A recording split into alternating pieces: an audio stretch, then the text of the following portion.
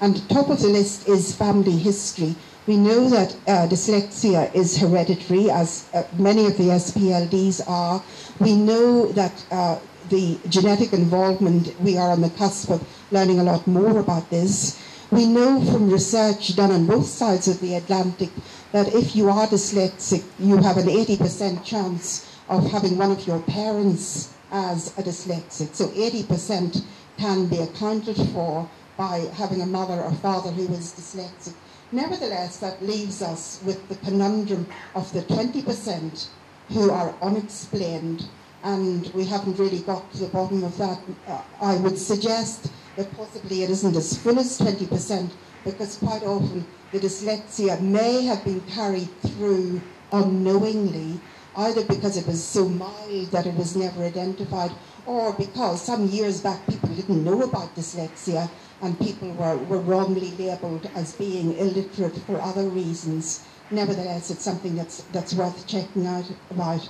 And it may well explain why we do have parents of 2- and 3-year-olds phoning us from across the country saying, when do I start to worry about my child being dyslexic? And actually, if there is that family history, it is as well to be aware of that sooner rather than later. The next point on the list here is being male. I'm sorry, sir. We know that being male actually makes us more at risk for everything that's terrible in the world, because it looks like the male is an endangered species, whereas we females will carry on forever. But actually, the truth of the story is that this is becoming less true the further on we're going in the history of dyslexia. And while years back the ratio was thought to be something like 4 or 5 to 1, that ratio is dropping. And one of the reasons being, like the story of the university where I was, females take longer to be identified.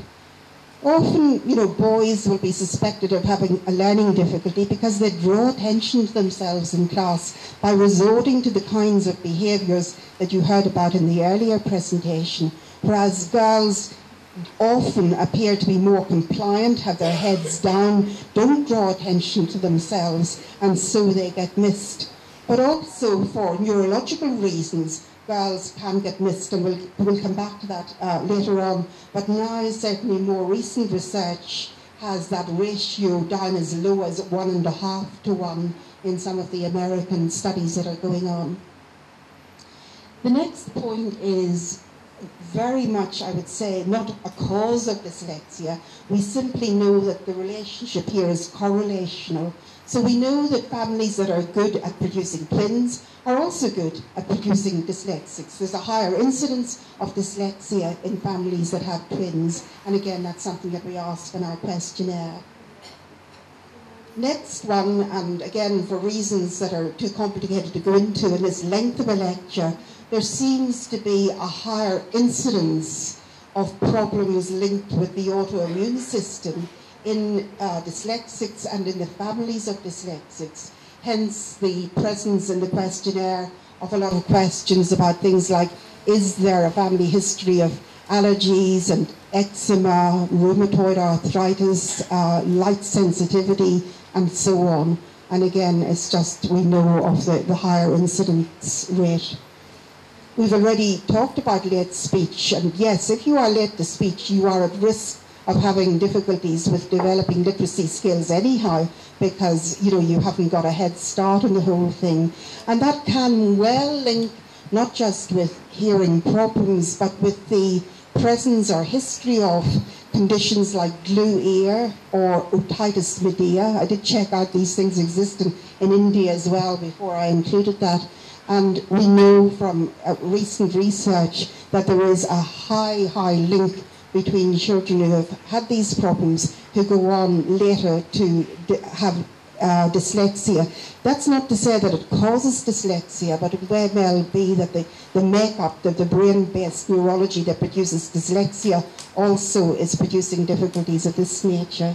Clumsiness we've mentioned already, and again we do see a number of our children are those who have taken much longer than their peers to learn how to ride a bicycle or do all those things that give them street credibility with their pals in the street.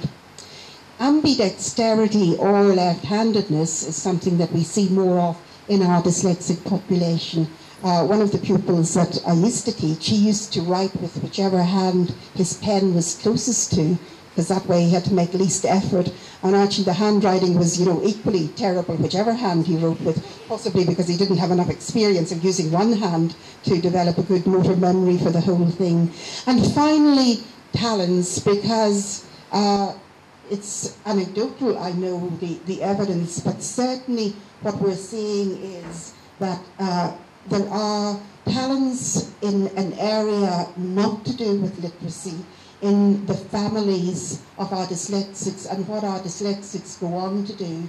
So one of the questions we have in our questionnaire involves the careers that the parents might be involved in. And we always make sure we tell them, this is not to find out how rich you are, but really to find out what you're good at, because people tend to specialise in things that they're good at. And often it's very typical to see that those talents do go on not to become necessarily teachers of English grammar or teachers of English spelling, but other things which I'll come back to show you later on.